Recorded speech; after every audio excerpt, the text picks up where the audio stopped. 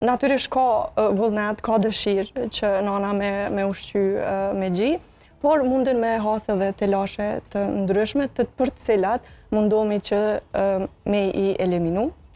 Që janë kryesisht telashe, Anisa? Telashet mundin me na qenë, për shembull, thithkat e qara, e cila mundet me ardhë... Problemet anatomike. Po, për probleme anatomike, mundet me ardhë për shkak një kapjes jo të duhur të thithkës.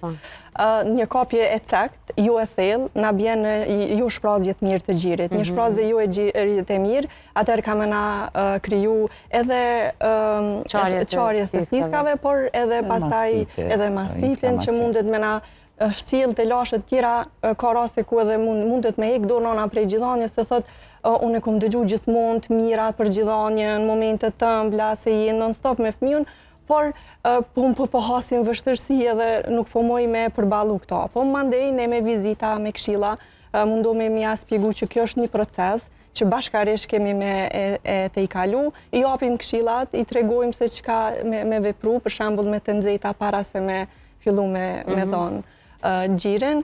Posa të kalon gjithanja me të ftofta për me largu atë dhimbjen edhe ajtjen e gjinit që ju ka bë dhe besoj që kemi raste shumë të mira, shumë suksesshme, të cilat po ka efekt, domethënë këshilla dhe vizita jonë.